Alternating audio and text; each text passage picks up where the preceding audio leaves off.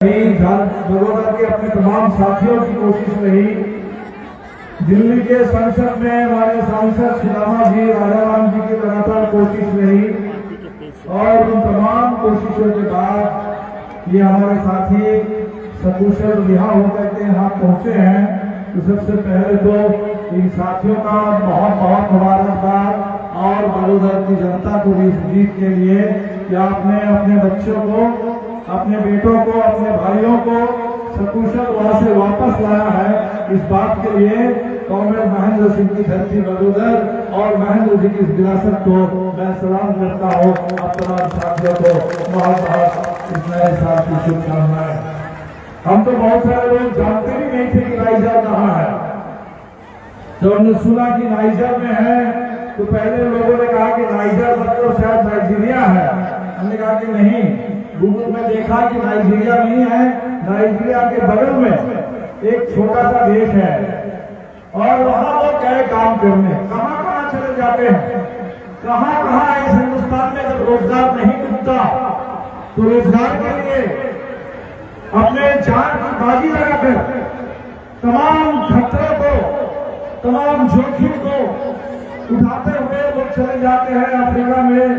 Africa में कहां चले जाते हैं। और आज अमेरिका में हमारे हिंदुस्तान के जो मजदूर जाते हैं, आपने देखा कि उनके साथ क्या बर्ताव किया जा रहा है। उनको गैर कानूनी बता करके अपराधी की तरह उनके साथ सलूक करते हुए हवाई जहाज में बंद करके आबकारी देरी लगा करके भेज दिया जा रहा है वापस। और हमारे इन साथियों को जो बंधन बना दिया गया था, बड़े मुश्किल से छूट करके आए हैं। तो साथियों, आज महेंद्र जी के 21वां शहादत दिवस के मौके पर हम लोग यहाँ आए हैं। हम सबने ये सुना है, बड़ौदा का हर एक बच्चा जानता है कि महेंद्र जी की हत्या कैसे हुई थी, कब हुई थी। महेंद्र जी की जब हत्या हुई थी, उस हत्या से चंद मिनट पहले, चंद सेकंड पहले उन हत्यारों ने उनसे पूछा, उनके नजदीक आकर के पूछा कि महेंद्र सिंह कौन है। और महेंद्र जी ने बताया कि मैं हूं महेंद्र सिंह, क्या बात है। और जैसे ही उन्होंने कहा तब तक गोलियां चली और महेंद्र जी शहीद हो गए। हमने सुना कि 21 साल बाद अब बड़ौदा से इस बार जो भाजपा के विधायक जीते हैं, ये घमंडी महोदय ने वही सवाल आज पूछा जो 21 साल पहले महेंद्र सिंह के हत्यारों ने पूछा था, कौन है महेंद्र सिंह। लेकिन हमने देखा कि बड़ौदा के छात्र नौजवान, बड़ौदा के मजदूर किसान, बड़ौदा की महिलाएं, बड़ौदा के शिक्षक, बड़ौदा के कर्मचारी, बड़ौदा के आम नागरिक, आप सब अब ये बताने के लिए यहाँ आए हैं कि महेंद्र सिंह कौन थे और महेंद्र सिंह का मतलब क्या होता है, ये बताने के लिए आज हम यहाँ आए हैं। और भारतीय जनता पार्टी के उन तमाम लोगों को, उन घमंडी लोगों को पता चल जाना चाहिए कि महेंद्र सिंह का मतलब क्या होता है। साथियों, महेंद्र जी हम लोगों को एक रास्ता दिखा करके गए, वही रास्ता जो हम लोग नारा लगाते हैं, हर जोर के टक्कर में संघर्ष हमारा नारा है। वही एक नारा देकर के गए कि जहां भी कोई भी जोर जबरदस्ती हो, कोई अन्याय हो, कोई जुल्म और अत्याचार हो, उसके सामने झुकना नहीं है, उसके सामने डरना नहीं है, बिना डरे बिना झुके एक होकर के उसके खिलाफ लड़ना है। अगर लड़ेंगे तो जीतेंगे। यही नारा देकर के, भरोसा जगा करके, विश्वास देकर के महेंद्र जी गए और आज पूरा हिंदुस्तान यही लड़ाई हम लड़ रहे हैं। कोशिश हो रही है हमें डराने की, कोशिश हो रही है हमें गुलाम बनाने की, कोशिश हो रही है हमारे सारे हक अधिकार छीनने की। लेकिन ये हिंदुस्तान है, भगत सिंह का मुल्क है, बाबा साहब अम्बेडकर का मुल्क है, अश्वत्थामा का मुल्क है, गांधी, नेहरू, सुभाष बोस का मुल्क है, भगत सिंह का से लेकर के महेंद्र सिंह तक शहीदों का मुल्क है। और इसीलिए मुल्क लड़ रहा है। इसी लड़ाई को और मजबूत करने के लिए, संकल्प लेने के लिए आज हम लोग यहाँ आए हैं। आप देख रहे हैं कि कैसा समय चल रहा है। नया साल शुरू हुआ, एक खबर आई, अमेरिका के बगल में एक देश है, इसका नाम है वेनेजुएला। वेनेजुएला वो देश है दुनिया में जिस देश में सबसे ज्यादा तेल है। सबसे ज्यादा तेल किसी देश में अगर है, उस देश का नाम है वेनेजुएला। और वहां लाल झंडा लेकर के जब सोवियत संघ खत्म हो गया और उन्होंने कहा कि अब समाजवाद नहीं रहेगा, उस समय वेनेजुएला के वामपंथी, वेनेजुएला के देशभक्त लोग वो लाल झंडा लेकर के खड़े हो गए और उन्होंने कहा कि हमारे देश में इतना तेल है, इस तेल के मालिक वेनेजुएला की जनता है। ये तेल दुनिया में जहां भी हम लोग बेचना चाहते हैं बेचेंगे और उस तेल बेच करके जो पैसा आएगा उस पैसे से वेनेजुएला के बच्चों को पढ़ाएंगे, वेनेजुएला के बीमार लोगों का इलाज कराएंगे, वेनेजुएला को आगे बढ़ाएंगे। इसे ही कहते हैं समाजवाद, कि अपने देश की संपत्ति, अपने देश के जल जंगल जमीन, अपने देश के खदान, अपने देश के तेल खनिज संपदा वो देश के लिए है, जनता के लिए है। किसी अदानी अंबानी, किसी कंपनी के लिए नहीं है, किसी अफ्रीका के लिए नहीं है, वो अपने अपने देश के, अपने अपने आवाम के लिए है।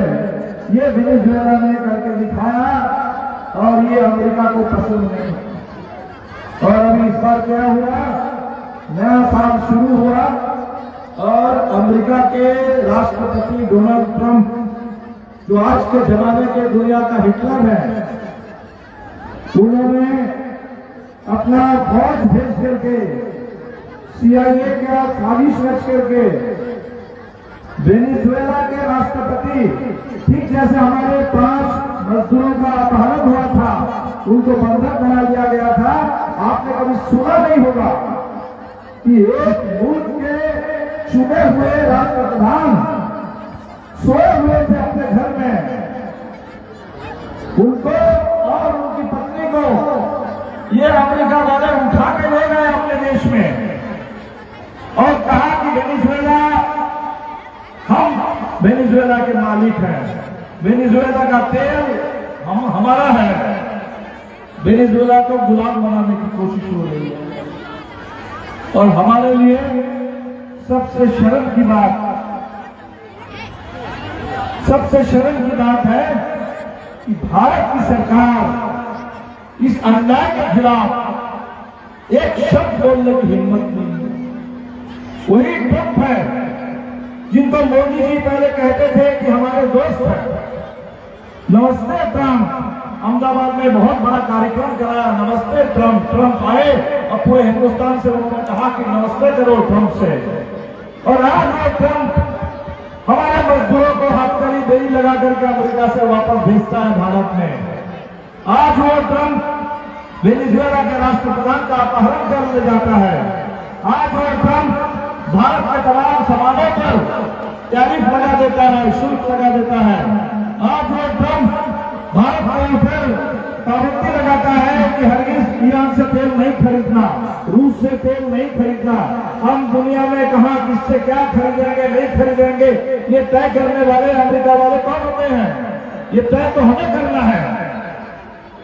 लेकिन आज जिस देश में अंग्रेजों की गुलामी के खिलाफ सीधे कानून बिरसा मुंडा के जमाने से देश ने लड़ा और इतनी लंबी लड़ाई लड़ करके हमें आजादी मिली, आज उस देश की आजादी को ये नरेंद्र मोदी, अमित शाह, योगी जी की सरकार, ये RSS बीजेपी की सरकार, ये सरकार आज हमारे देश की आजादी को बंधक रख रही है, गिरवी रख रही है अमेरिका के आगे।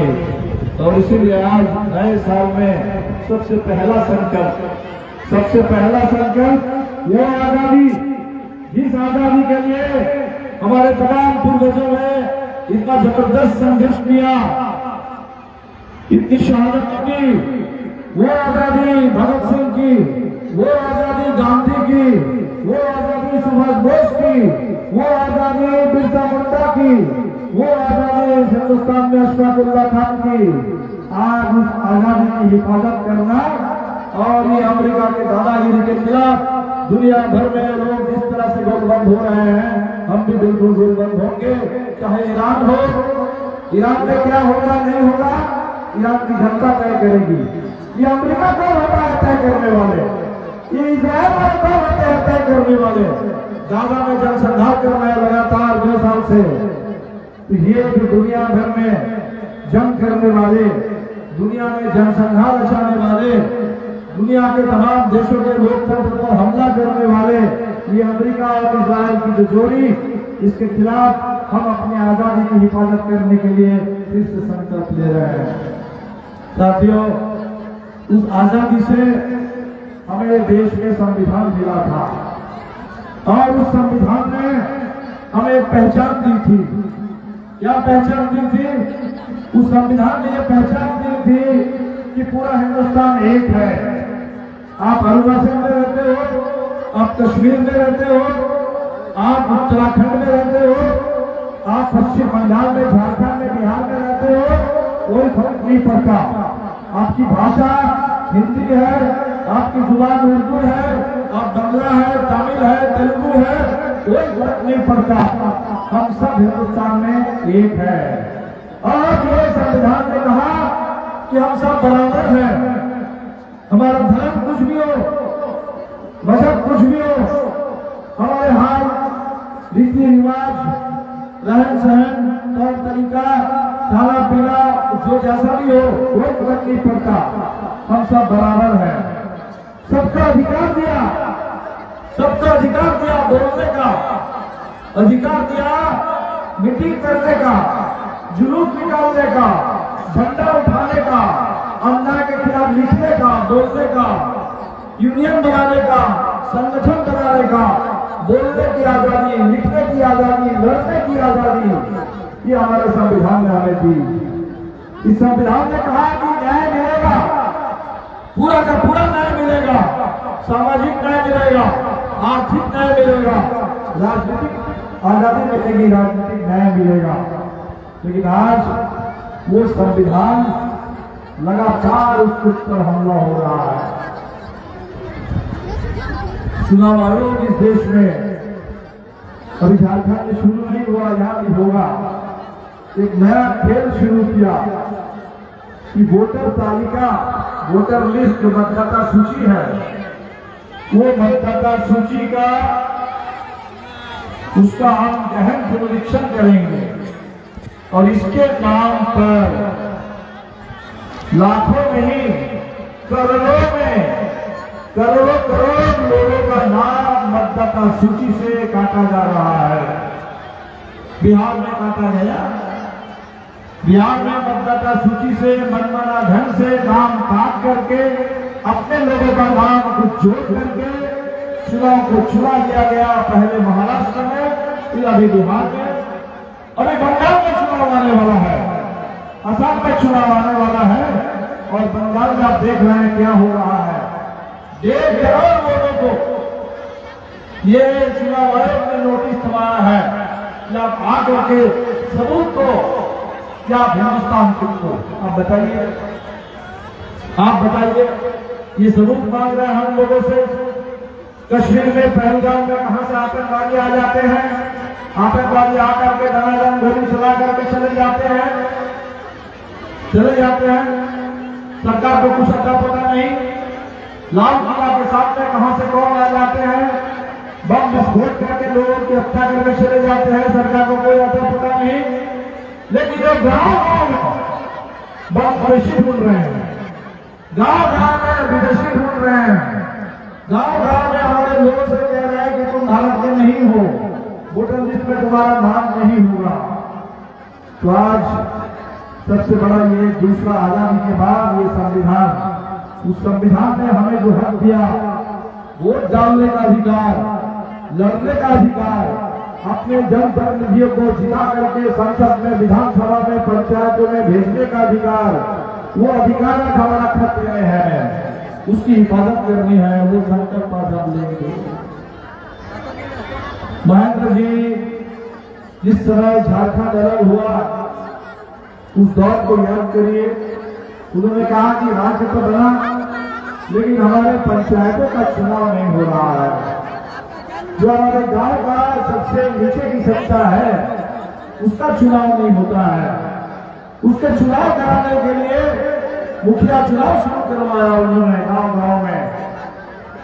वो गांव का संघर्ष पंचायत के लिए, पहचान के लिए, रोजगार के लिए, और उसी संघर्ष से इस देश में गांव के गरीबों के लिए कानून बना था, मनरेगा कानून। ये बना था कि हर एक को हक है, कोई बेरोजगार नहीं रहेगा, कोई भूखा नहीं रहेगा, हर एक को काम मांगने का, काम पाने का अधिकार है।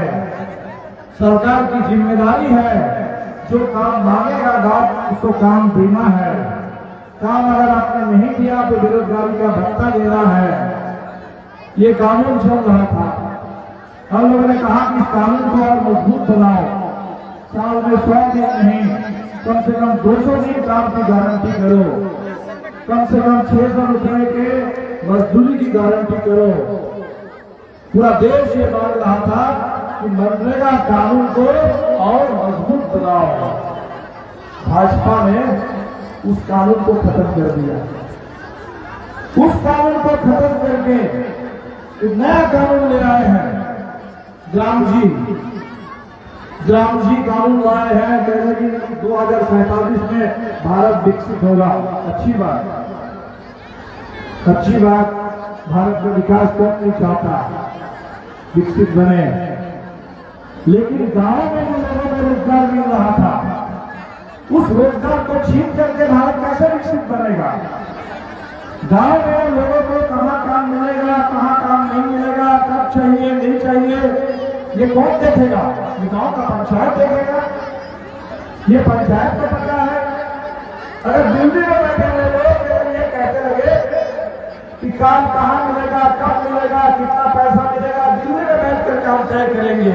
गांव के पंचायत का अधिकार नहीं है, राज्य सरकार का अधिकार नहीं है। खेती के समय कोई काम नहीं मिलेगा, 2 महीना कोई काम नहीं मिलेगा, ये मनमाना। और आज पूरे हिंदुस्तान के खेत के मजदूर, गांव के मजदूर अब इस नए हमले के खिलाफ लड़ रहे हैं। हमारे देश के तमाम मजदूर लड़ रहे हैं जिनको जो अधिकार मिला हुआ था वो मजदूरी पाने का, 8 घंटा काम करने का, 8 घंटा आराम करने का। और अब सरकार कह रहे हैं कि 8 घंटा नहीं, आपको 12 घंटा काम करना पड़ेगा, 14 घंटा, 16 घंटा काम करना पड़ेगा। और जो मजदूरी मिले वही मजदूरी आपको लेनी होगी। कंपनी वालों का राज चलेगा, सरकार का कोई कानून भी नहीं चलेगा। ये नया कानून गुलामी का थोपा जा रहा है हमारे मजदूरों के खिलाफ। इसके खिलाफ हिंदुस्तान के तमाम मजदूर संगठन, तमाम किसान संगठन सबने मिलकर के तय किया कि आने वाले 12 फरवरी के दिन पूरा हिंदुस्तान में ये 4 जो गुलामी के कोड है और ये जो मनरेगा को खत्म करके हमारे ऊपर ये मनमाना जो कानून थोपने की कोशिश हो रही है, हम इसे बर्दाश्त नहीं करेंगे और इसके खिलाफ भारत बंद का ऐलान किया है 12 फरवरी को।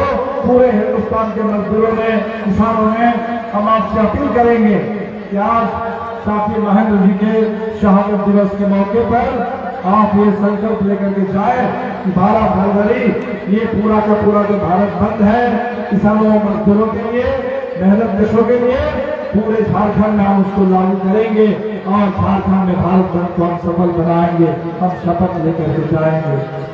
साथियों, अब पूरे देश में आप देखिए नफरत, हिंदू मुस्लिम के बीच में नफरत फैलाना शुरू हुआ धर्म के आधार पर। अभी कश्मीर में हमने देखा कि वैष्णो देवी में एक मेडिकल कॉलेज है और उस मेडिकल कॉलेज में बच्चे परीक्षा देकर के आते हैं, नीट की परीक्षा देकर के मेडिकल कॉलेज में एडमिशन मिलता है।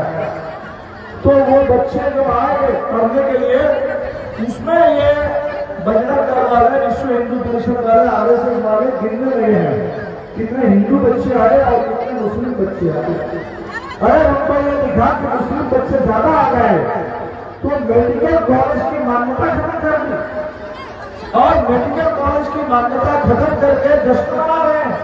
इस बात को नहीं मना रहे हो।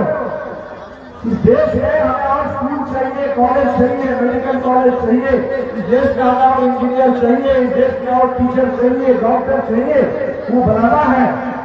अभी हवाई जहाज आपने देखा, हवाई जहाज सब बंद हो गए थे। इस देश को और पायलट चाहिए, इस देश में हमें प्रशिक्षण चाहिए, और आप स्कूल कॉलेज बंद करके अशिक्षा का जश्न मना रहे हैं। हमें देखा कैंसर के इलाज के नाम पर ये सरकार है, कैंसर के इलाज के नाम पर शोध कर रहा है, तो इन्होंने शुरू कर दिया कि भाई गोबर से और गौमूत्र से कैंसर का इलाज होगा, और इस पर उन्होंने पैसा दिया। और जिन लोगों ने पैसा लिया कि हम गोबर और गौमूत्र को लेकर के शोध करेंगे, वो गोबर और गौमूत्र पर क्या शोध किया, वो गोवा घूमने के लिए पैसा खर्च कर दिए। तो गाय और गोबर की बात करते करते गोवा चले गए घूमने के लिए, लेकिन इस देश में ज्ञान के साथ, विज्ञान के साथ, शिक्षा के साथ, शोध के साथ ये मजाक, तो मजदूर और किसान के साथ मजाक, और इस देश में बच्चों के भविष्य के साथ मजाक, पूरे हिंदुस्तान की पहचान के साथ मजाक हो रहा है। आप महिलाओं के साथ देखिए, बलात्कारियों को इस देश में खुली छूट मिली हुई है, खुली छूट। एक राम रहीम है, जेल में है, बलात्कार की सजा में, हत्या की सजा में, और उनको आए दिन जेल से उनको छुट्टी मिल जाती है, उनको छुट्टी मिलती है। और नूर खालिद, शर्जील इमाम, दिल्ली के जेएनयू के छात्र नौजवान जो नागरिकता कानून को लेकर के लड़ रहे थे देश में, 6 साल हो गए, 6 साल में कोई सुनवाई नहीं, कोई जमानत नहीं, इनको जेल में डाल दिया गया, इनको जेल में डाल दिया गया। और अगले ही दिन सुप्रीम कोर्ट के राज्य इनको बेल नहीं मिलेगा, और अगले ही दिन एक कोई बड़े व्यापारी है, बड़े कंपनी के मालिक है, हजारों करोड़ का बैंक का पैसा लूटा है, तो बैंक का जो लुटेरा है, उस बैंक के लुटेरा को जमानत मिल गई है कि नहीं, इनको जमानत मिल गई, ये जेल में नहीं रहेंगे। तो बलात्कारियों के लिए छूट है, लुटेरों के लिए छूट है, और इस देश में जो बोलने वाले हैं, लड़ने वाले हैं, मजदूरों की बात करने वाले, दलितों की बात करने वाले, आदिवासियों की बात करने वाले, उनके लिए जेल है। क्या है हिंदुस्तान चाहिए? ऐसा भी हिंदुस्तान चाहिए? इसी के लिए भगत सिंह से लेकर महेंद्र सिंह तक लोग लड़ते रहे। ये सवाल आज हमारे सामने आ गया है। सवाल है, देश में आप देश को क्या करना चाहते हो? ये देश को बांटने की साजिश चल रही है। कहीं कोई बंगला में बात करे तो कह दे रहे हैं बांग्लादेशी, बांग्लादेशी कह करके उसको मार दो। अभी हद तो ये हो गई, छत्तीसगढ़ का एक मजदूर, हमारे 5 मजदूर साथी नाइजर से सर्विसन वापस आए, लेकिन इसी देश के अंदर छत्तीसगढ़ का मजदूर बंगाली नहीं है, बांग्ला में बात नहीं करता, मुसलमान भी नहीं है, हिंदू है, वो केरल में गया है काम करने के लिए, और केरल में माहौल ऐसा बना दिया गया कि उसको बांग्लादेशी कहते थे, बांग्लादेशी कह करके पीट करके मार दिया गया। अब समझ लीजिए कि देश के मजदूर बांग्ला में बात करे, हिंदी में बात करे, फर्क नहीं पड़ता, वो हिंदू है कोई मुसलमान है, फर्क नहीं पड़ता। मजदूर कहीं भी बांग्लादेशी कह करके पीट करके मार दो। एक इस देश के उत्तर पूरब का एक नौजवान एमबीए पढ़ रहा था, इंजन शॉप का, उसके पिता बीएसएफ में है, वो चला गया उत्तराखंड में, देहरादून में पढ़ता था MBA। उसको कहा कि ये उत्तर पूर्व के लोग कह रहे हैं सब चीन के लोग हैं,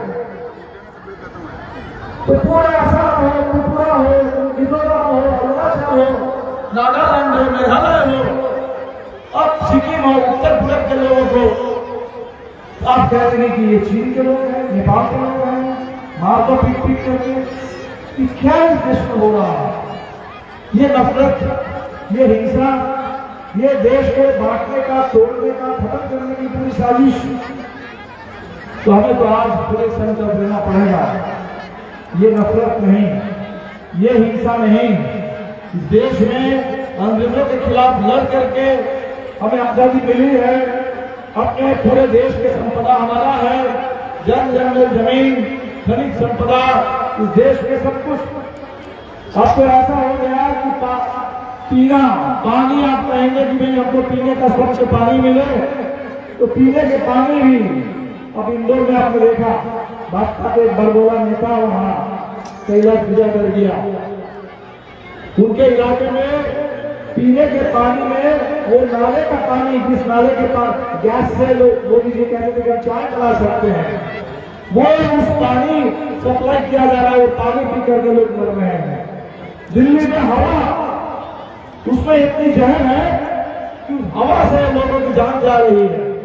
तो शुद्ध हवा नहीं, पीने का शुद्ध पानी नहीं, हर बात के लिए तो लड़ना पड़ेगा इस देश में। और लड़ने के लिए संविधान चाहिए, लड़ने के लिए अधिकार चाहिए। वो संविधान और अधिकार छीनने की पूरी कोशिश हो रही है।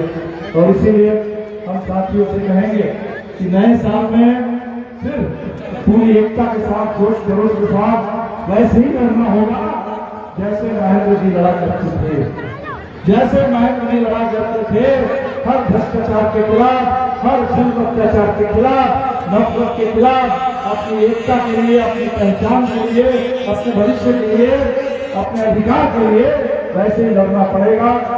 मुझे अच्छा लगा कि नए साल के शुरू में आप लोग इतनी जोश खरोश के साथ इतनी बड़ी तादाद में यहाँ आए हैं। तो पूरे झारखंड आप देख रहे हैं, चुनाव की बात अलग है, कभी कभी ये लोग जीत जाते हैं, तो जीत गए हैं बड़ौदा में, आप उसको बड़ौदा, लेकिन सिर्फ हमारे लिए बड़ौदा और गिरिडीह की बात नहीं, हमारे लिए तो पूरे झारखंड की बात है। अच्छा रहा कि इस बार के चुनाव में बड़ौदा हम लोग तो हार गए, लेकिन धनबाद के हमारे दो साथी जीत करके विधानसभा में आए हैं, और वहाँ विधानसभा के अंदर लड़ाई चल रही है। लेकिन हमें तो विधानसभा के अंदर की लड़ाई से ज्यादा जो सड़क की लड़ाई है, जो गांव के खेत खलिहानों की लड़ाई है, कारखानों की लड़ाई है, जो जहां हमारे जिंदगी की सुरक्षा, जहां हमारी पहचान की सुरक्षा, हमारे अधिकार की सुरक्षा की बात है, उसके लिए हमें ज्यादा लड़ना पड़ेगा। तो नए साल में हम जंग करके लड़ेंगे इस पूरे आजादी और इस आजादी से मिला संविधान, इस आजादी से मिला लोकतंत्र और हिंदुस्तान की ये पूरी पहचान। इस देश में भाषा कुछ भी हो, धर्म कुछ भी हो, रीति रिवाज, खान पान, रहन सहन, हमारी बोली कुछ भी हो, ये मुल्क एक है। ये पूरे उत्तर पूर्व से लेकर अरुणाचल, त्रिपुरा से लेकर बिहार हो, झारखंड हो, बंगाल हो, तमिलनाडु हो, पंजाब हो, एक है। एक होकर के हम लोग लड़ेंगे इस नए साल में, और इसमें हमारे झारखंड के साथी और ज्यादा अपनी पूरी ताकत के साथ महेंद्र जी की विरासत को ऊंचा उठाएंगे, इसको लेकर के चलेंगे। इसी संकल्प के साथ आप तमाम साथियों के साथ मिलकर के मैं भी साथी महेंद्र जी को श्रद्धांजलि देता हूँ पूरी पार्टी की ओर से। कॉमरेड महेंद्र सिंह को लाल सलाम, लाल सलाम, लाल सलाम। कॉमरेड महेंद्र सिंह को लाल सलाम, लाल सलाम, लाल सलाम। तमाम शहीदों को लाल सलाम, लाल सलाम, लाल सलाम। तमाम शहीदों को लाल सलाम, लाल सलाम, लाल सलाम। बहुत बहुत शुक्रिया।